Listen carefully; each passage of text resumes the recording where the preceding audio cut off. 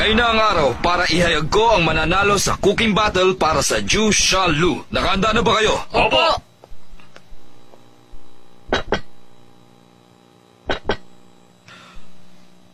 Ang mafu tofu ng Sichuan ay may perfect harmony ng 5 flavor. Ma, le, se, siyang, tang.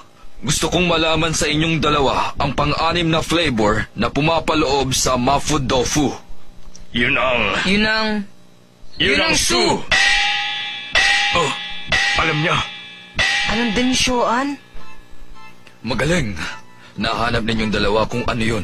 Ang ibig sabihin ng su ay malutong. Ang pang-anim na flavor na iniingi ko ay walang iba kundi su.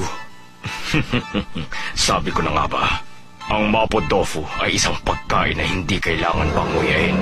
Natural na malalasahan mo ang lutong nito. Titikman ko na ang niluto niyong mapo tofu.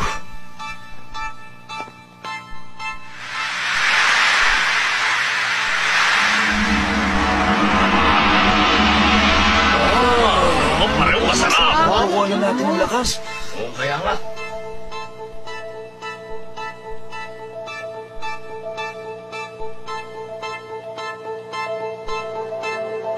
Mukhang parehong masarap. Ang mapo tofu ang pinagkukunan natin ng lakas.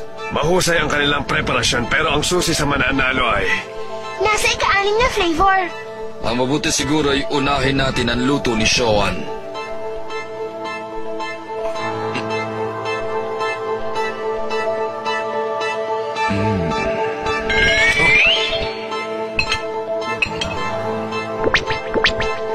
Anong ginagawa niya?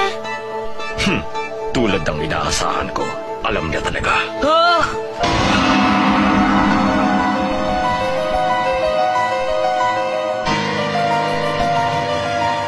Naku, hindi bumabaksak kahit napakataas na. Kamangha-mangha ang luto ng tofu. Ganon din ang lutong ng karne. Napatunayan ang pagkakaiba ng lasa ng tofu at karne. Napakasarap nitong mapo tofu. Mau, talo ka na. Ang su ay tungkol sa tofu. Hindi ko kagad naisip yun. Pero kung tama ako... Ang susunod ay ang luto ni Mao. いよいよ魔王の麻婆だ。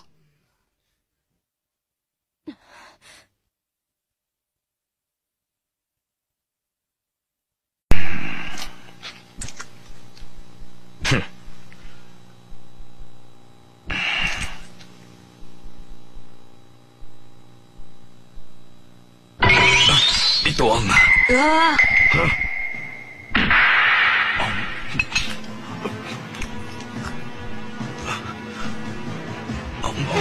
Si General! Si General ay kumakain sa malaking plato!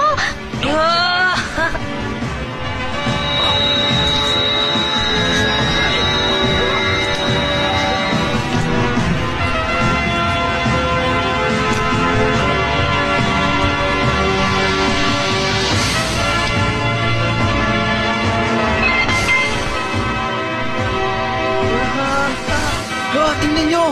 Naubos niya lahat! Walang natira! Pareho kong tinikman ang mapo tofu. Nahanap ko ang ika-6 na flavor, ang su. Nahanap ni Shoan ang su sa tofu, subalit iba ang kay Mao. Ang kakaibang mapo tofu na natikman ko ay may 10 taon na ang nakakaraan. Ang original su ng mapo tofu ay wala sa tofu, kundi nasa giniling na karne. Parehong-pareho ang natikman ko noon. Giniling na karne? Ang nilutong mapo tofu ni Mao ay ang tunay at nag-iisa at naiibang mapo tofu. Su, ang malutong na lasa ng karne ay ang ika-6 na flavor. May gusto ko sabihin, General. Kung sa karne mo makikita ang su, pinakamasarap na karne ang isinihog ko dyan. Sigurado ako na hindi nalalayo ang lasa dito sa niluto ni Mao. Malalasahan mo ang kaibahan ng dalawang lutong ng karne. Dapat mo makita ang una, itong giniling na karne ni Shoan. Sunod, ang giniling na karne ni Mao.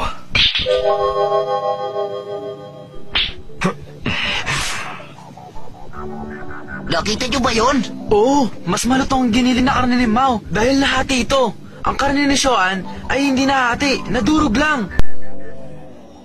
不思議な肉だ。いかなる肉であれ、どんなに丹念に引いたところで必ず筋が残るはず。ところがマオの肉はこのように火が均一に通り筋が残っておらぬゆえ Nakita niyo naman, nagbibigay ito ng kakaibang lutong. Mao, Bakit po? paano mo niluto itong karne? Generally, hindi po yan karne. Anong sabi mo? Hindi karne. Nakikita niyo to? Ito ang sikreto. Ano yan? Sikreto nga ba yan? Sumunod kayong lahat sa akin sa kusina. Ang tunay na itsura ng aking giniling na karne ay ito. Nakakasilaw naman yung Ano ang tunay na itsura ng giniling na karne ay? Soybeans? Soybeans ang tawag nila sa karne tumutubo sa bukid. Paano mo niluto itong mga soybeans para lumabas ang lasa ng tunay na karne? Ganito po. Una, pakuluan ng soybeans sa sabaw. Tapos, durugin at tadtarin ito. Alatan ng konti. Lagyan ito ng siyang. Ang flavor ng siyang ang nagbibigay ng lasa at katas ng karne. Sandali lang, Mau. Matutunaw ang artificial flavor sa mapo kapag naluto na ito. At siguradong mawawala na rin ang tunay na sustansya at lasa ng karne.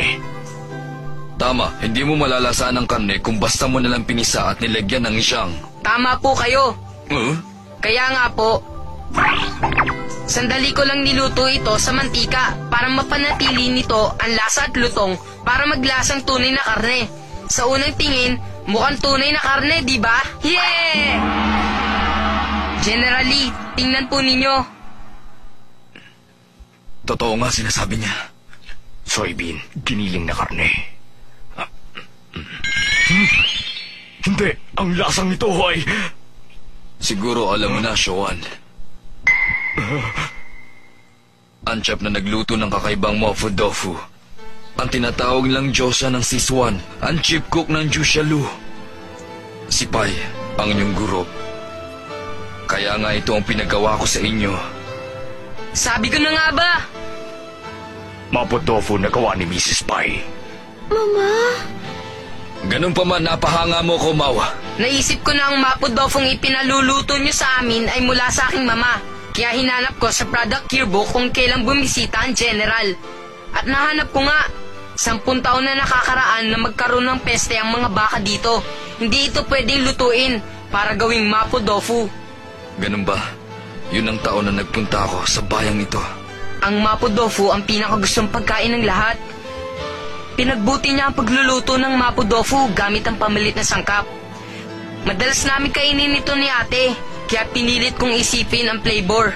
At nalaman ko na ang sahog pala nito ay walang iba ko hindi ang soybeans. Yun ang natatandaan ko sa aking mama. Eh di, Mau.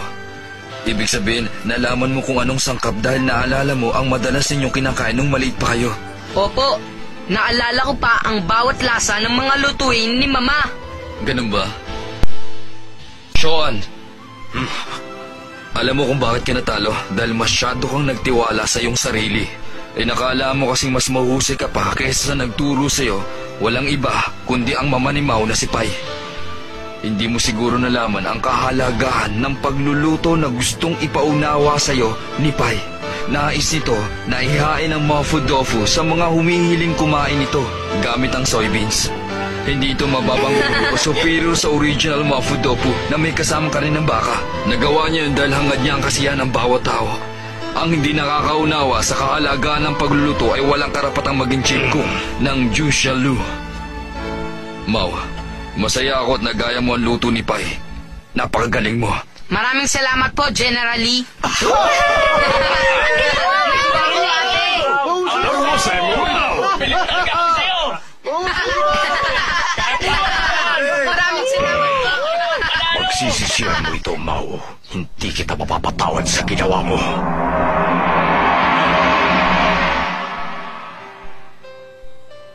Noong unang panahon, sinabi nila na ang isang mahusay na chef ay kayang lutuin ang bawat sangkap ng pagkain sa pamamagitan ng pagtanda nito sa lasa at sa itsura nito. Ang sikreto ng soybean ay isang bagay na hindi ko rin alam. Nagawa ng batang ito na lutuin yon sa pamamagitan ng pag-alaala sa 10 taong nakaraan na. Mau! Po? Bago kita hirangin bilang bagong chief cook ng Jushalu, meron akong isang kondisyon. Ano po yun? Ang kondisyong hihingin ko ay dapat kang pumunta sa Guangzhou Mecca of Chinese Cooking para madisiplina mo ang sarili mo sa pagluluto at maging isang special cooking master. Special cooking master?